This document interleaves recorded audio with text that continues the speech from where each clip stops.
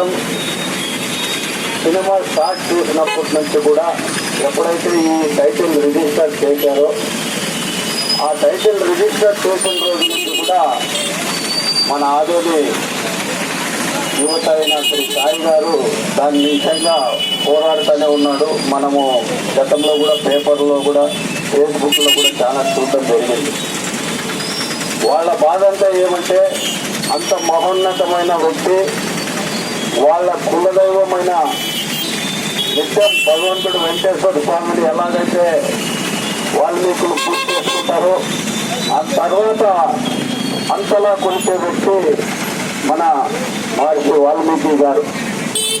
ఆయన పేరు పెట్టి ఒక రౌడీ షీటర్ సినిమా తీసుకున్నందుకు వాళ్ళ మనోభావాలు ఎంతో దెబ్బతిన్నాయి. దాన్ని వాళ్ళు గత 9 నెలల నుంచి పోరాడుతున్నారు. అలాగే కోర్టుని ఆశ్రయించున్నారు, సెన్సార్ బోర్డుని ఆశ్రయించున్నారు.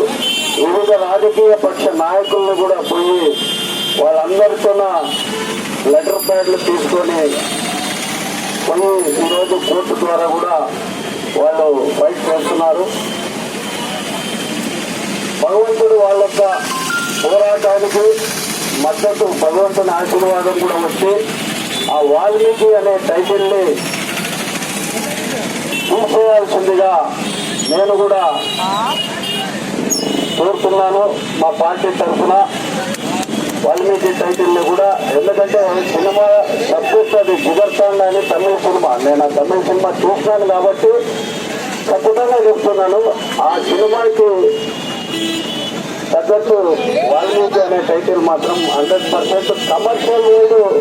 వాల్మీకి పేరు చెప్పుకొని డబ్బు సంపాదించుకోవచ్చు ప్రొడ్యూసర్ కానీ, హీరో కానీ, డైరెక్టర్ కానీ.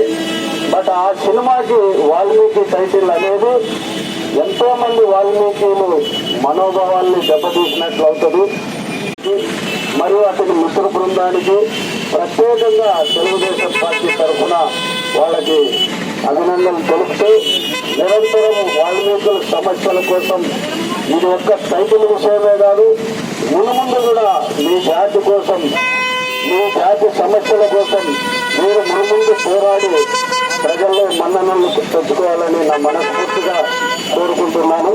ఈ అవకాశం ఇచ్చిన మా పార్టీ నాయకులకు అందరికీ కూడా, వాళ్ళ మిత్ర బృందానికి కూడా ధన్యవాదాలు తెలుపుకుంటూ సెలవు.